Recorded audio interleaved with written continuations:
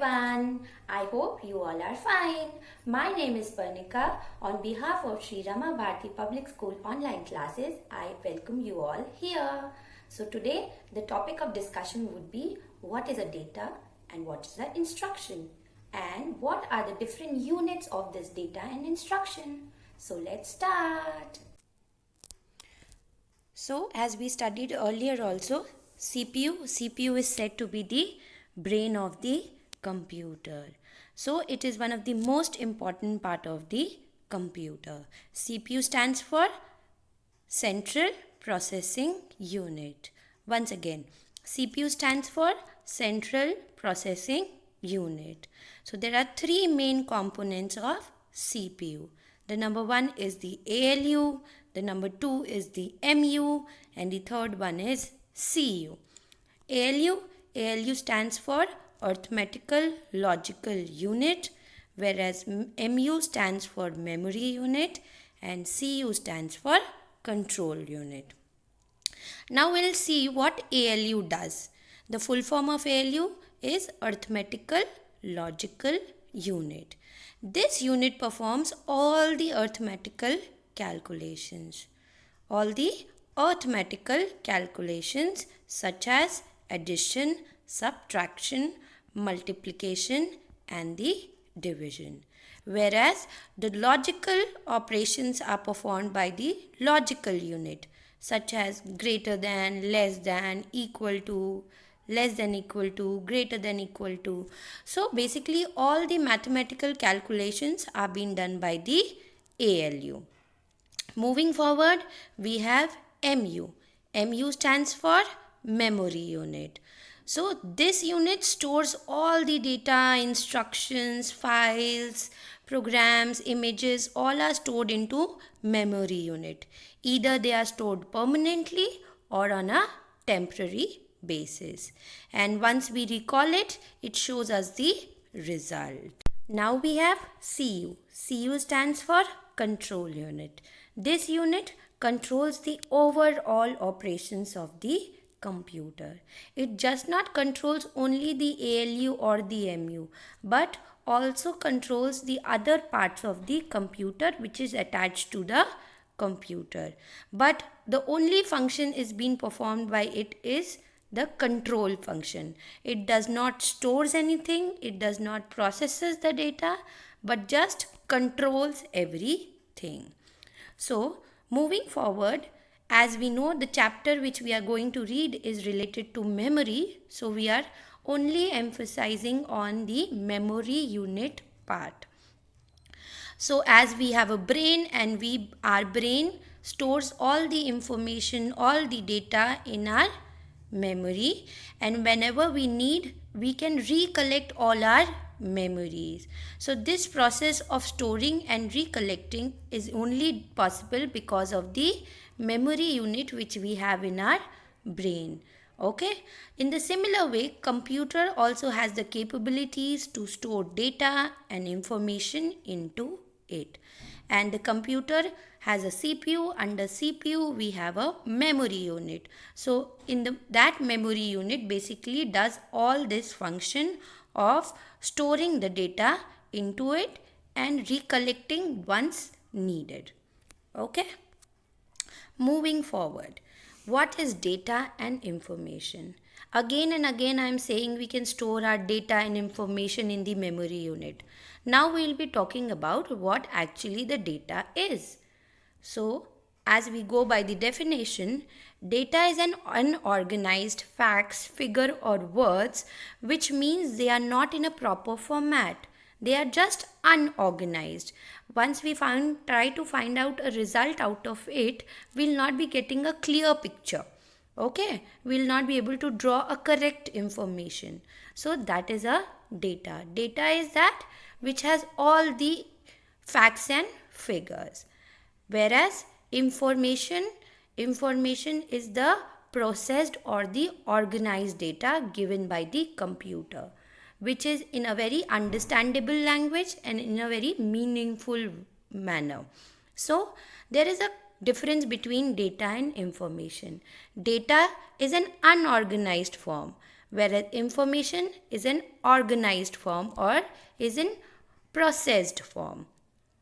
Whereas instruction plays a link between both of them.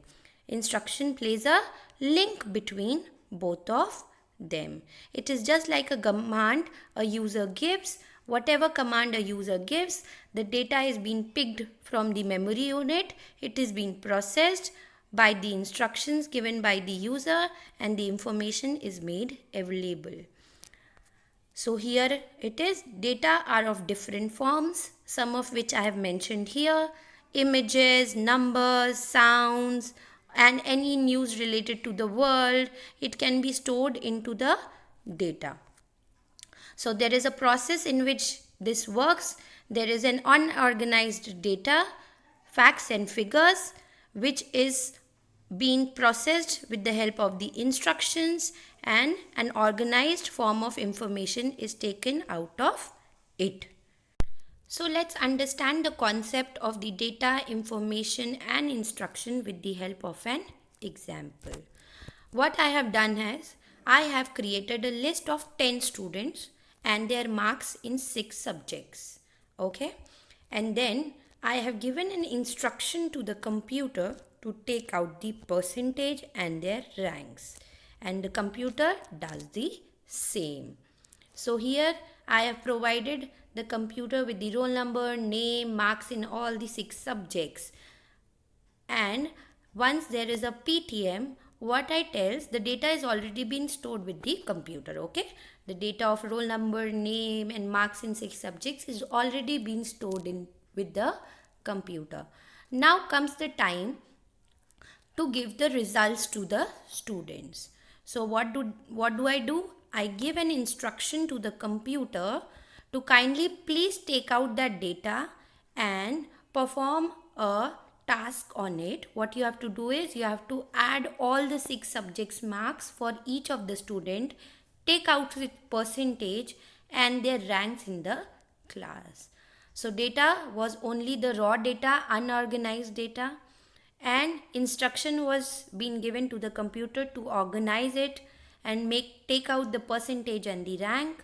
So the computer did the same, and the information and organized data was being given by the computer. So this is one example. So this is the example number 2. In this, there was a research being done that whether you will buy brand X at the price of brand Y. So many of the people said yes, many of the people said no, and it was stored in the computer.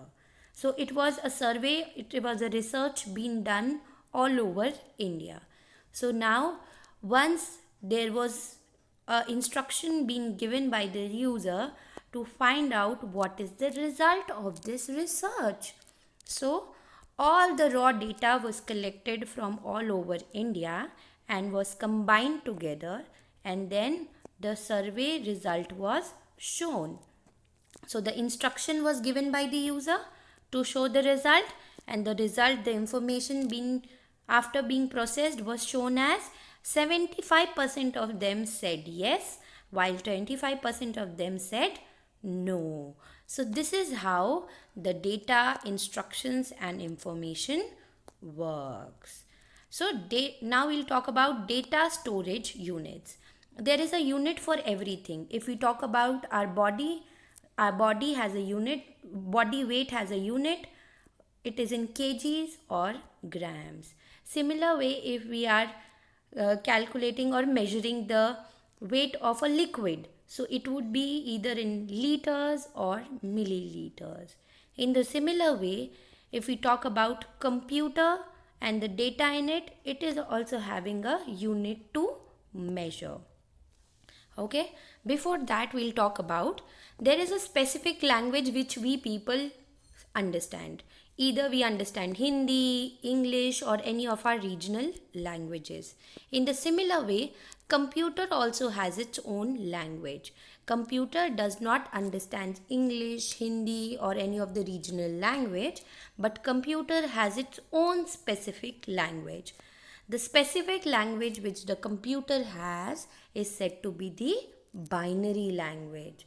The language which computer understands is said to be the binary language, and the language is generally in the form of zeros and ones. Once again, the binary language is usually in the form of zeros and ones. So these digits, zeros and ones, are the binary digits or the bits. Now we're moving forward. I'll show you the memory unit, different units to measure the computer memory. So 1 bit is equal to 0 or 1. 1 byte is equal to 8 bits. 1 kilobyte is equal to 1024 bytes. 1 megabyte is equal to 1024 kilobyte. 1 gigabyte is equal to 1024 megabyte. 1 terabyte is equal to 1024 gigabyte. 1 petabyte is equal to 1024 terabyte. 1 exabyte is equal to 1024 petabyte. 1 zettabyte is equal to 1024 exabyte, and 1 yottabyte is equal to 1024 zettabyte. So 1 yottabyte is said to be the highest measurement for the memory till now, and 1 bit is said to be the lowest measurement for the computer memory. So I hope you people have understood about what a data, information and instruction is, how does it works, and what is the memory unit. You can go ahead and once again watch the movie. Till then, stay tuned and wait for the next video. Bye bye.